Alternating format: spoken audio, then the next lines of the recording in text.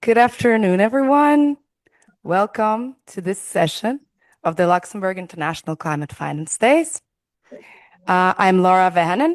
I represent an independent impact investment manager in Brazil. And today I have the honor of moderating this panel where we be discussing if AI can solve the missing infrastructure of climate finance. For anyone who would like to avail of the translation, please scan the QR code available on the screen. Climate and nature is often discussed as a question of capital, but in many ways, it is also a question of infrastructure. As part of this ecosystem, I know that some of the biggest challenges are not only funding the projects that are helping restore our ecosystems, but it's about finding them. It's about assessing them. It's about getting access to the right data. So, what systems allow finance to find these credible projects? What makes climate and nature data usable for investors? What builds trust between local initiatives, financial institutions, governments, and technology providers? And where actually can AI really help us in all of this? It's not a silver bullet, but possibly it's a layer of intelligence, of discovery, of verification, matchmaking. This session is going to explore how AI and digital infrastructures are beginning to reshape sustainable finance systems in this exact regard. And it will also ask where caution is needed around governance, around transparency, around inclusion. You will also notice a live drawing taking shape during the session. This is being created real time as the conversation unfolds, capturing the ideas, the connections, and the reflections that we have in the discussion. By the end of it, it will become a shared visual of what we just talked about today. To open this session, I would gladly like to invite John Colmy, Senior Director at C4 Aircraft, and Senior Strategic Advisor and co-founder of the Global Landscapes Forum, to deliver the welcome remarks. John, the floor is all yours. Thank you, Laura. Thank you so much. I don't know about you, but I'm really genuinely excited to be in the first Luxembourg International Climate Finance Days. This is going to be something big. And anything big starts small. And if you ask Margaret Mead, to paraphrase her, anything that becomes big and good starts with a few committed, passionate people. And in this case, that's the Minister Vilmas of the Ministry of Environment, Climate, Biodiversity, Benjamin, Aness. It's a small group of people that dreamed this up and dreamed also about what AI can do. I predict that in 3 years, this will be the most important conference on sustainable finance in the world, if not Europe, if not the world. So stay tuned. This will be something. If you were in the morning session this morning with FAO and BMZ, it was a great session. There's so much power, and I see FAO there. There's so much knowledge in Luxembourg, and it's going to start coming here again and again.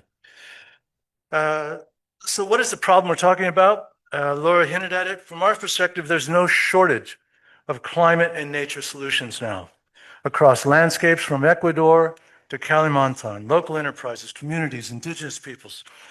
Funds, project developers are already working on restoration, adaptation, biodiversity, food systems, coastal areas, and land-based climate action. Many of these the trouble is, as we've said, and you'll hear it again and again during this program, many of these initiatives remain difficult for actors to find, compare, verify, and support. So enter AI, and this is the game changer. AI matters because the system is fragmented. If you go to any conference like the COP, any of the COPs, there's people coming with investments or great projects, and they're looking for investors. Investors are wandering around trying to find them. That's about how inefficient the system is now. But with AI, climate and nature finance, right now it involves dispersed projects, uneven data, and data is a big one. We talked about that this morning. Multiple standards in different countries, high transaction costs, and very different user needs. Used responsibly, AI can help with discovery, screening, comparability, due diligence, verification, and matchmaking. But AI cannot replace, it's not going to do everything for us. It can't replace trust, it can't replace local knowledge, and it can't replace human judgment. And that's where this thing we're talking about, Rio Changemakers, is one practical example of how Luxembourg and GLF are trying to address this gap. It is being developed as an AI-enabled, science-guided marketplace to connect investors, financial institutions, funds, project developers, and credible climate and nature finance opportunities. The purpose is not to digitize the old system. It's to help build a more useful, trusted, connected system that reduces the transaction cost, and we think we can reduce it by as much as 50%. So what's the question for the panel today? It's practical. Where can AI genuinely reduce friction? Where are the risks of AI? What kind of governance and ecosystem must surround it so that credible local solutions are not excluded, but made more visible and more investable? I really look forward to having this discussion. This will give us fantastic feedback as we go on this journey to build this machine we call Rio Changemakers. It's a great year to change the world. Thank you very much.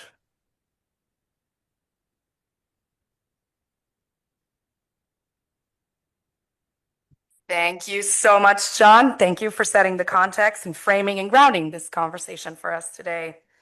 I would like now to invite Benjamin Castille, Senior Advisor for International Climate Finance at the Ministry of the Environment, Climate, and Biodiversity of Luxembourg, to share his opening remarks.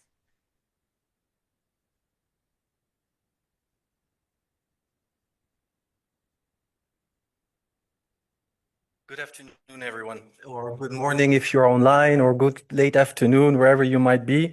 It's a pleasure to welcome you to this first editions of the Luxembourg International Climate Finance Days.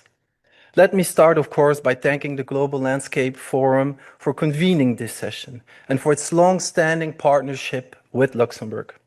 This collaboration has been instrumental in connecting finance, policy, science, and implementation communities around one shared objective: making climate and nature finance work better in practice. These Climate Finance Days were created precisely with that ambition in mind, not only to discuss volumes of finance, but to look more closely to the systems, partnerships, instruments needed to translate capital into real outcomes on the ground. And we are entering a new phase of climate finance. The conversations are not longer about commitments or announcing pledges. It's increasingly about delivery, alignment, and credibility. And this is where the most important challenges still lie. Across climate and nature finance systems, we continue to see a persistent gap between available capital, credible investments, opportunities. Many high-level, high-quality initiatives struggle to find finance and to access finance. And on the other hand, investors face fragmented information, high due diligence costs, limited comparability, and uncertainty about risks and impact. In other words, it's not only the question of capital supply, it's also a question about infrastructure. Today's session addresses exactly this issue by asking whether AI can help solve part of the missing infrastructure of climate finance. If you look at the system as a whole, a number of gaps become clear. Data, and they were mentioned before, of course, data fragmentation, lack of transparency, challenges in verification, difficulties in assessing risks, and limited mechanisms for project maturation and investment matchmaking. These are structural barriers that prevent finance from flowing efficiently to where it is most needed. AI and digital technologies have the potential to reduce some of these frictions. But technology alone is not the solution. From our perspective, this is very much about building ecosystems. Luxembourg has developed a strong sustainable finance landscape, bringing together public institutions, financial actors, platforms, innovative initiatives. And this ecosystem gives us a particular role in helping to connect finance with implementation and impact. Hence, our approach to international climate finance is therefore focused on practical solutions, combining public finance, private capital, innovation, and partnerships. And of course, a very good example is the Rio Changemakers initiatives developed together with the Global Landscapes Forum to create an AI-enabled, science-guided marketplace that improves visibility, comparability, and matchmaking between the two partners we discussed about before, investors and credible climate and nature projects. But this initiative is just one piece of a broader question. How do we design trusted digital infrastructure that genuinely reduces the gap between capital and implementation? I believe that we all agree. Ultimately, the key issue is trust.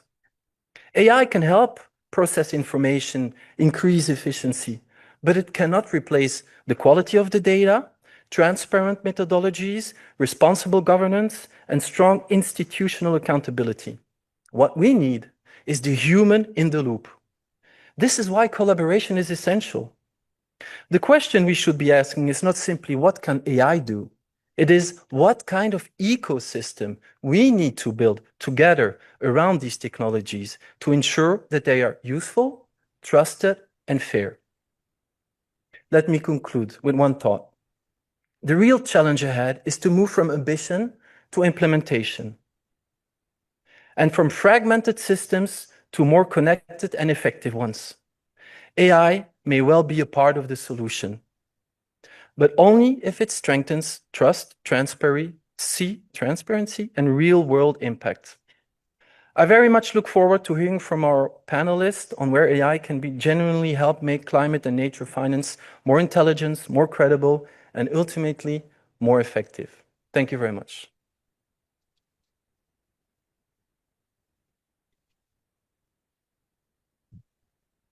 Thank you very much, Benjamin, especially for highlighting the role of the ecosystem that we have here and from bringing up the potential that Luxembourg has in all of this.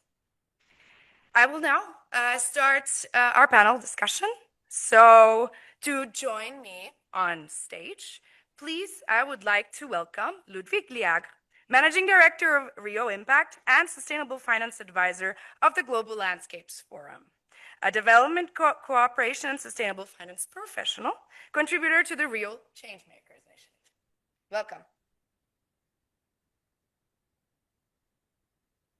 Second, I would like to call Esli Spayou, AI Experience Center Manager at the Luxembourg House of Financial Technologies, working closely with the use cases being developed around AI, which I had a pleasure to meet.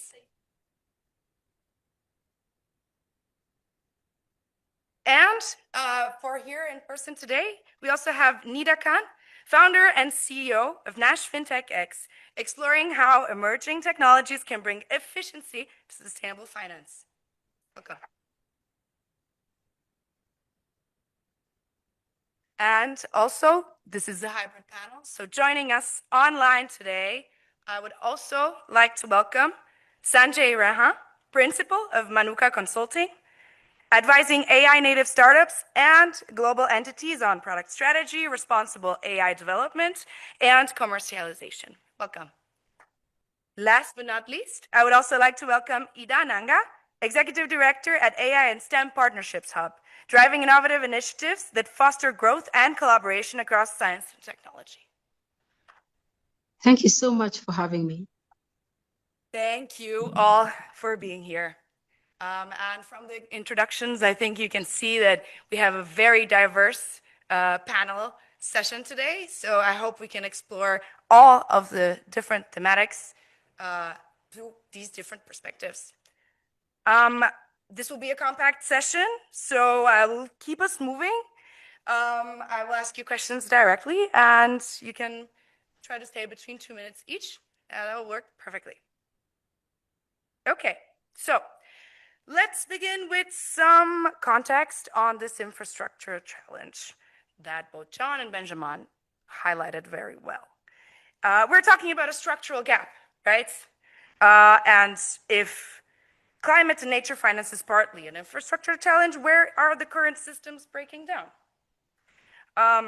Between the projects and investors, between the data and decision making, between the ambition and implementation. So, Ludwig, I'd like to start with you.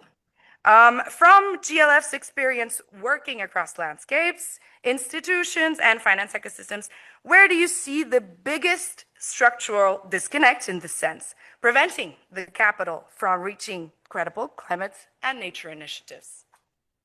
Well, thank you very much for the question. I think one of the challenges that we observed, through the multiple investment case symposiums organized by the GLF, is there is always a challenge of the mutual understanding between the funds, between the projects, between the investors, and all the connections between them. It's not something that is linear. Huh? You have multiple connections in all directions between those three categories: the funds, the investors, the projects, and of course, the locally led initiatives. The transaction costs are really high today, and that's why deal making is so slow, because the projects, they have to comply with complex due diligence processes, all sorts of standards. They have to absorb different data sets, and that's very challenging. That's costly. And as you know, many projects don't have the technical capacities, the resources to go through these processes. The investors on the other side, the impact finance stakeholders, for example, they keep telling us, oh, we have difficulties to access the pipeline. Surely they are oftentimes far from the field, so their projects may be in Brazil, in Madagascar, in Guatemala, but the management team sit maybe in Frankfurt or Paris. So of course it is difficult if you don't have the local networks and so on. So now the question is, how can we build an architecture that will accelerate this, that will connect much better these stakeholders together? Another example, I was in Benin 2 weeks ago with some of you, actually. I see Christina here from ADA. There was also Mark from Grain de Vie. We tried to identify climate finance opportunities in Benin and ways to actually mobilize funds like the Green Climate Fund, the Adaptation Fund, also to have good projects for climate impact funds. And we were asking ourselves, okay, what are the good business models, the revenue structures? What are the data sets that we need to absorb, and also how to be sure that we comply with the ENS standards of these different funds. So if we had an architecture that accelerates this, that is possibly AI-powered, science-led, then that would really ease our work. And I hope we can achieve this together. Thank you, Ludwig. Thank you, Ludwig. You mentioned something very relevant here, which is we are talking about solving the problems in a practical way. We have to look at the practical cases and see what the problems are actually, where the structural gaps are, right? And in that regard, Esli, I would like to turn to you and ask from Loft's perspective, what are the bigger infrastructure gaps that the fintech ecosystems are trying to solve within the sustainable finance today? Thank you so much. I think when we talk about infrastructure, we have to define two types of infrastructure. One is institutional infrastructure, and the other one is market infrastructure. The issues raising from both these domains are quite similar, but also quite different in the way they have to be addressed. I work for the Loft, the Luxembourg House of Financial Technology. We have different startups within our ecosystem, but we also newly launched an AI Experience Center.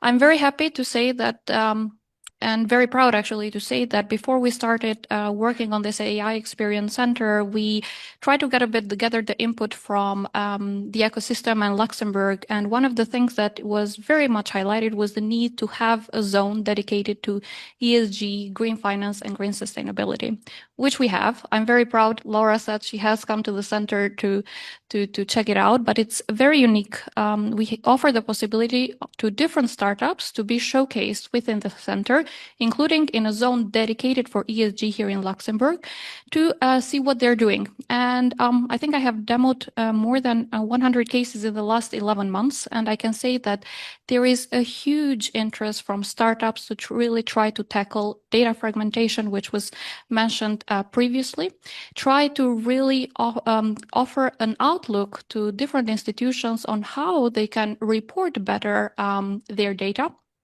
Obviously trying to steer away from all the greenwashing and the issues that we know, unfortunately, are still happening. And most importantly, really trying to highlight what are the areas that still need to be addressed. So I think overall, there is a huge interest, as I said, mentioned earlier, from startups to really work both for institutional infrastructure, but also market infrastructure in these three categories. Nevertheless, unfortunately, there's not always the spotlight put on this kind of startups. I think there should be more investments done because really they're doing a huge job in trying to highlight areas which singular companies, due to also cost structures and lack of investments, or just because they're in different countries, as Ludwig mentioned before, is hard to tackle. I have to say that I was so impressed to see the AI Experience Center because it's with the use cases that we can communicate what can be done through technology, right? And putting that all together and seeing how many demos you've done was really impressive. Since I'm here, I would invite everyone to come and check it. It's quite unique to Luxembourg, and it really but we offer the opportunity for startups all over the world to be part of the center. We don't ask anything in return. It's just to move forward the conversation on AI and put some spotlight on great initiatives that come from different countries and that can be useful to the broader ecosystem, especially sustainable finance and green investments. Thank you, Esli. Thank you. I'd like to move to Sanjay. Sanjay, I wanted to tackle with you, how do we determine whether all these AI tools become generally trusted and scalable, rather than simply adding another structural gap into all this infrastructure? Thanks for the question, Laura. Yeah, I appreciate it. John mentioned frictionless experience and Benjamin mentioned ecosystem. Those go without saying, those are the things we should aspire for in the context of AI. Why is there fragmentation? Because there's structured and unstructured data. So you're dealing with more and more data as more and more people are getting online and using digital tools. So that creates fragmentation. But four things I would say that need to be done is explainability over automation. Automation will happen in the back end. We should never make it visible to the people that it's just a black box and there's something happening. Instead, there should always be explanation as to why certain decisions are being made. So that will be very important. Second is human in the loop. We should always lead with human in the loop. But you should never think of, as I said before, just a black box creating information, because AI is going to essentially reflect what is happening out that humans are doing, and the general paradigm that is dominant, that tends to be amplified. So that's why having humans in the loop is super, super critical. Third is compliance by design, be it CARE, FPIC principles, the UNESCO AI ethics, or the EU AI Act. It's super important to have compliance by design from day one in terms of real change makers. Fourth one, I would say, is harmonizing the data taxonomy. That enables for defragmentation.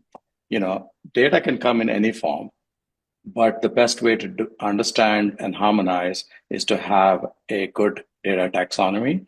And that should be part of the process going and starting from day one of any initiative linked to AI. And finally, I would also add that bias accountability that might be there. We need to ensure that we can tackle that again from day one itself, because AI can create hallucination and sycophancy as well, as we all know. And Sanjay, if I could follow up on that, would you say, in your opinion, that we are discussing these topics that you mentioned enough? I would say, especially in the context of trust and transparency, more and more people are saying that is important and that needs to be front and center. Technology, I don't think technology is not the biggest issue, I would say.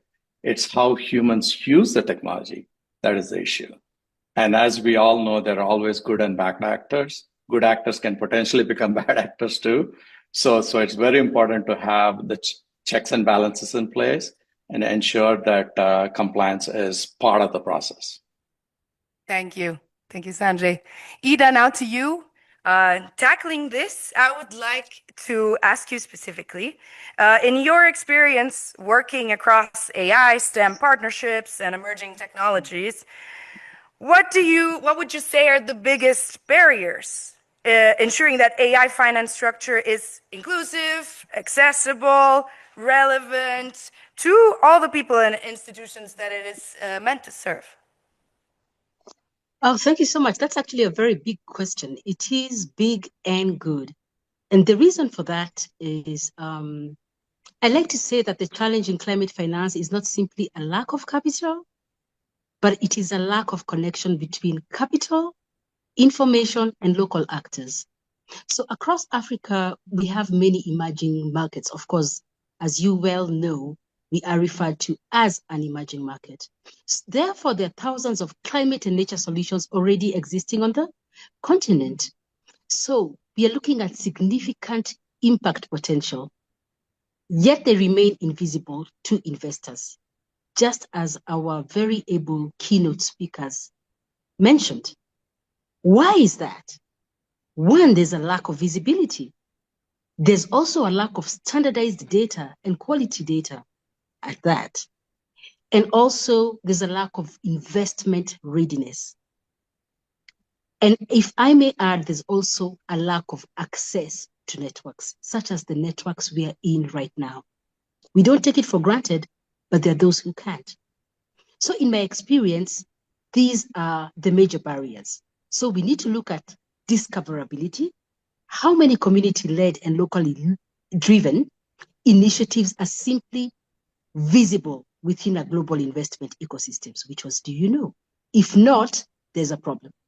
Second, we need to look at fundability because local actors, most of the times will need support translating impact. Impact is there. Let's not have any doubt about it because we work on the continent. We've just recently had the Global Landscapes Forum. The impact is amazing, incredible.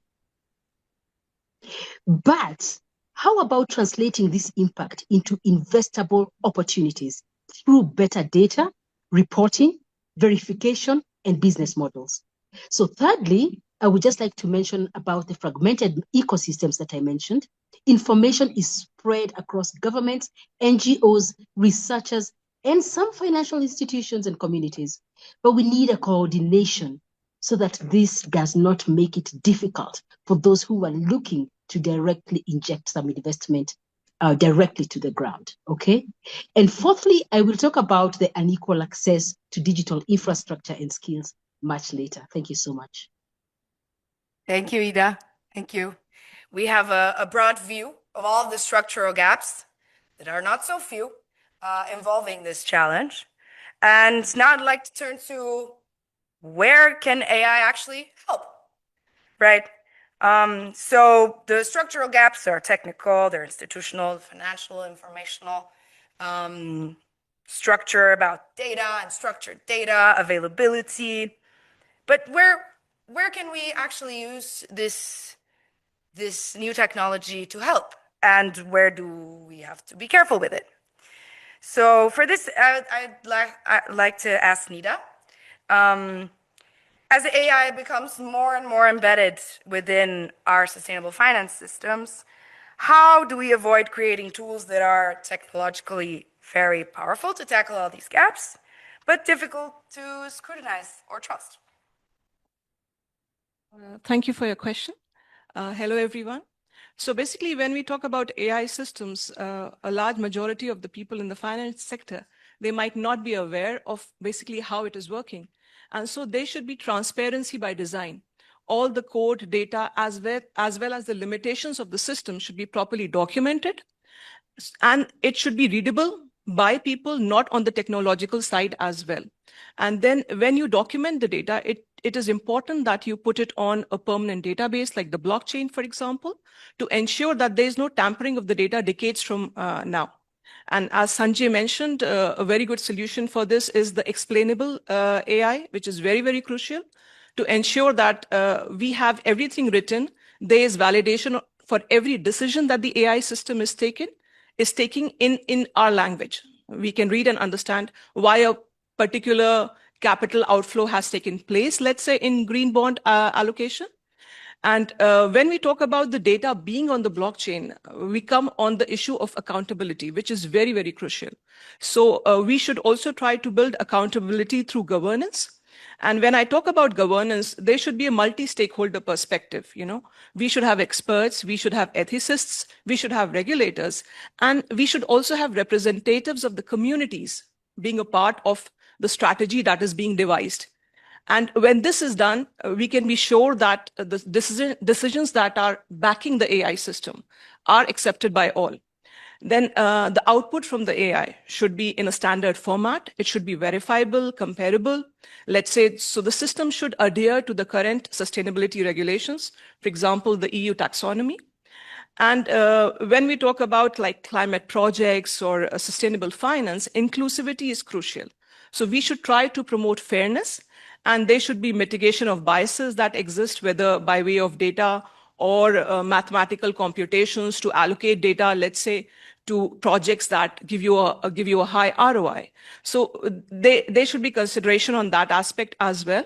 And whenever we talk about innovation, innovation, of course, should be like, you should just push forward for it. But at the same time, there should be some scrutiny involved. So there should be pilots, there should be iteration, there should be red teaming, there should be dynamic regulations involved to ensure that the regulations and the innovation co-evolve together. Thank you, Nida. Thank you. Everyone should hear all these set of recommendations, especially when we're talking about inclusion, right? I would like to go back to you, Sanjay. And I would like to ask you, in the light of recommendations and possibilities, I would like to ask you about a use case. What is a strong practical use case for AI within sustainable finance infrastructure? And maybe an example of where this is still too immature. Absolutely. As has been mentioned before, we've talked a lot about data. So there's plenty of data. I think what AI is really good at, especially if data is coming from different sources, being able to harmonize that is super, super easy actually for AI to do. Just because human trying to do that is going to take a lot more effort, but AI being able to do it is going to be easy. So that would be the specific first point where an intervention could happen in the context of AI and its role in sustainable finance. In terms of examples, I would say there tends to be a plethora of greenwashing, as we know, especially by putting the right checks and balances and having the algorithms find a mechanism to call out when greenwashing is happening. That is the use case where quite a bit of AI has been used to say, hey, red flag. I think while we're talking green finance, there's actually greenwashing that might be happening here. So talking colors here. So that's one practical example where AI can be very effectively used. Portfolio and project screening, I think it can help play a very significant role in being able to look at varied ways that data might be coming in, but being able to rationalize, harmonize, and then say which of these in the portfolio actually where you can have a stack ranking to say what makes sense to fund and what does not make sense to fund. A third example I would say is actually around due diligence reporting. That is also where AI can play a significant role. Finally, I want to just ensure that people understand it is super important to have a feedback loop. I also mentioned about humans being in the loop, but once a project has been financed, what is actually happening on the ground? Find a mechanism for people on the ground in the communities to be able to provide feedback that closes the loop in terms of letting the funders know how the project's actually doing would be invaluable in the long run for any initiative. It's also going to be helpful both from the funder side as well as the communities where the funding is actually happening. Thank you, Sanjay. Thank you, Sanjay. In light of this use case that Sanjay is bringing, Ludwig, I would like you to talk a bit about Rio Changemakers. Science-guided marketplace designed to strengthen project visibility, comparability, and investment matchmaking. That's where we got to now. So please tell us a bit about what you're trying to do there. Yes, thank you very much. I think one of the key aspects we're trying to achieve is actually the connection. Yeah? Matching these connection gaps that we have identified between the funds, the investors, the project. So this one is very important. But Rio Changemakers goes far beyond matchmaking, and we've discussed before about the problem of transaction costs. So that's going to be part of the solution it brings, in terms of accelerating due diligence processes, for example. One aspect I'd like to draw your attention on is on the question of data access. That's where also the machine, as we call it, but it's a machine plus the ecosystem around it. Rio Changemakers is not only a digital platform, it's also the whole ecosystem of nature and climate finance players, but also locally led initiatives on the ground. So it's a digital solution plus an ecosystem around it. And data is at the core of it. I'd like to go back to my example of Benin. When you try to target the adaptation fund or the green climate fund or climate impact fund, you have to build a very strong climate rationale. And forget it, if you don't have the climate rationale right, you will never get GCF money or adaptation fund money. And it's a headache because you have to combine global data sets, local data sets on climate data. You have to conduct climate vulnerability risks assessments, and mobilize the IPCC data and so on. It's complicated. When you do that, usually you hire specialized consultants. It takes months, sometimes months of work to do it right. And I don't want to put all the consultants, unemployed or the research unemployed. It's not at all the objective there because we need more research. We need always more knowledge, but it needs to be better, put together, combined and digested in a way that it can be used much more efficiently. And that's where, having this kind of climate data module maybe in the future within Rio Changemakers could help us a lot. Another aspect is bankability. Because many of the projects we look at on the ground, to become bankable, it's oftentimes a mix of the value chain plus climate finance, carbon finance, maybe biodiversity finance solutions, tomorrow biodiversity credits, payments for ecosystem services, you name it. But it's oftentimes several layers of revenues. And it's complex to build that. You need deal-making pathways, possibly, that will accelerate the way you access carbon finance or you build a PES scheme within your project. So those deal-making pathways possibly could be also part of Rio Changemakers. Thank you, Ludwig. In light of this, I would like to turn the question back to Ida and Nida. What are the governance mechanisms that we need if we are talking about creating all of this?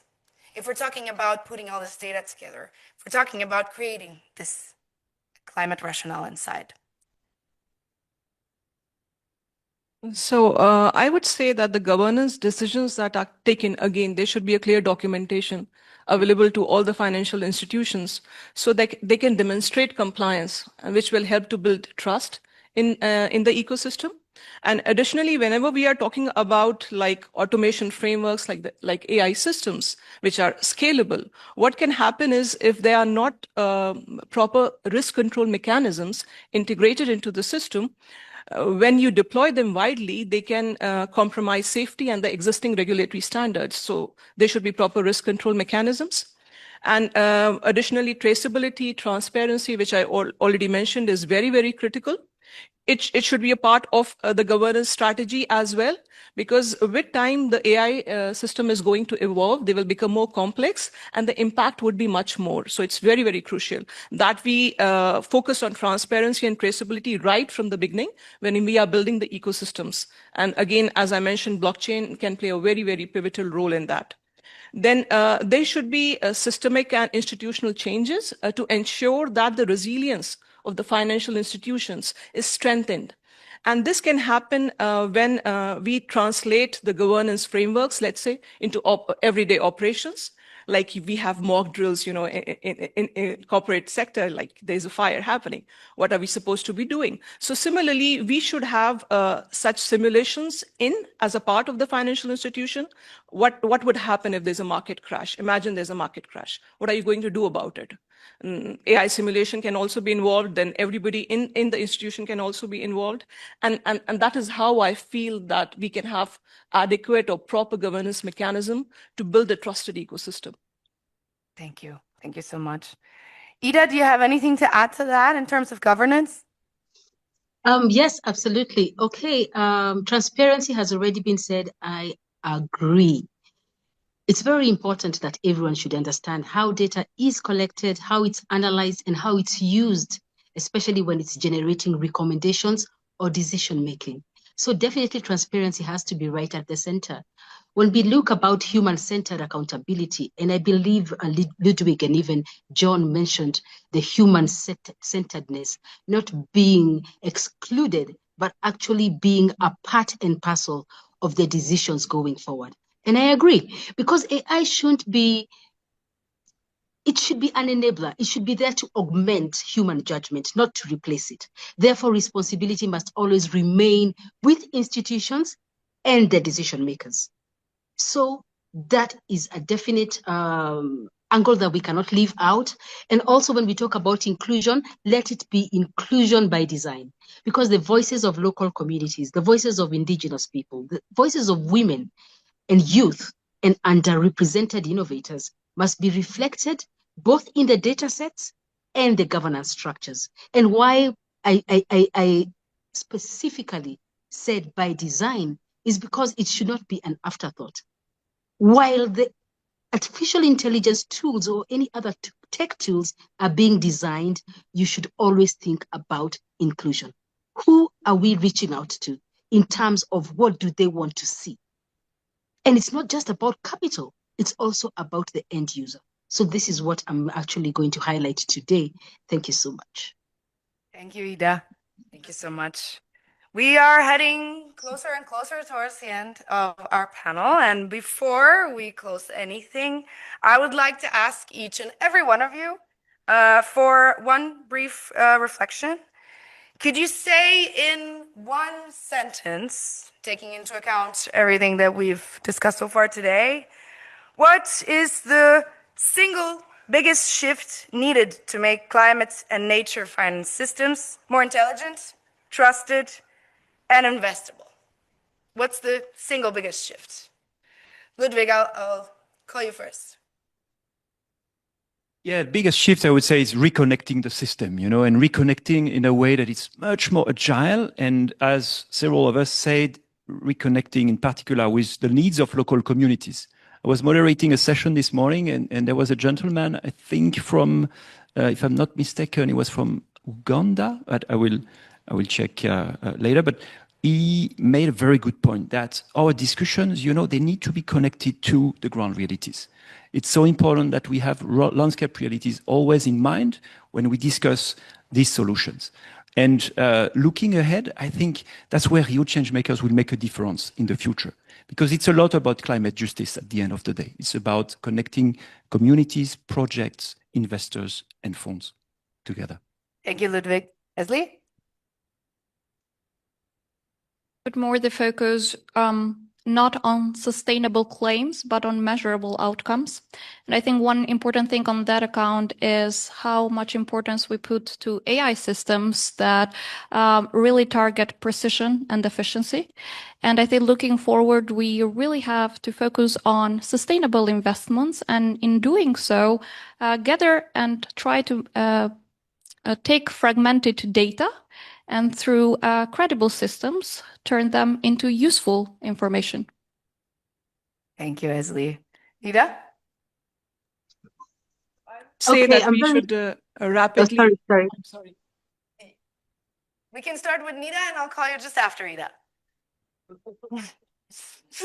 So I believe that we should rapidly embrace technology, blockchain, IoT, AI in particular, and we should do away with our fears. And any obstacle that we encounter, we can deal with it, improve our system based on that, and the regulations should also develop in parallel. Thank you. Thank you. Ida? Thank you. I actually do agree with Lydia. Yes, absolutely. Because and she's talking about other technologies which work alongside AI, like IoT and blockchain. And definitely that is a plus. I won't go too much into the technical side of things, but I believe that real change makers can really make a difference, especially starting with the AI and slowly embracing the other technologies. Because in reality, it is not climate finance is not a capital challenge, good people. This is a challenge that just needs to bring us all together. We have so much data, we have so much information. If AI can help translate that intelligence faster, then why not? So we have issues where, on one side, investors are struggling to identify credible opportunities. On the other side, you have local actors struggling to demonstrate readiness and impact. So AI does have the potential to become the missing infrastructure that helps both sides find each other. And for me, that means it means trust, and it means making better, faster, and of course, more economical, finance-wise decisions. So it's a no-brainer. It's a win-win. Thank you, Ida. And Sanjay, finally to you. I want to give a counterpoint. Actually, we need to lead with culture, not technology, be it digital, AI, or the next thing might be quantum. We should always lead with culture. I want to leave with 3 R's. Obviously, we're talking real change makers, so R makes sense. R is relationality, relationship between and among people. Second is reciprocity. Since we're talking global north funding and projects in global south, we want to ensure reciprocity is there. And then finally, responsibility. I mean, that has been probably the word of the day, responsibility. You can put responsibility in the context of AI as well. So it's super, super important, I think. Lead with culture, not technology. 3 R's, relationality, reciprocity, and responsibility. Thank you, Sanjay. So if I may summarize, it's about reconnecting the ecosystems. It's about having useful, measurable data and outcomes. It's about regulation. It's about trust for both sides to find each other. And the 3 R's, relationality, reciprocity, and responsibility. Thank you so much to our panelists today. Thanks. Thank you, too. Thank you very much. Thank you.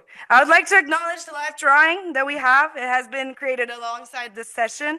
It gives us another way to see what we have discussed today.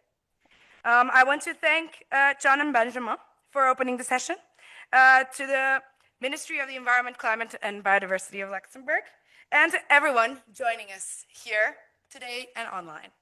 Our next session will build directly on this discussion, moving from AI and digital infrastructure to the question of how credible climate and nature initiatives can move from fragmented local projects to financeable, investment-ready, bankable pipelines. Please stay with us for the next section.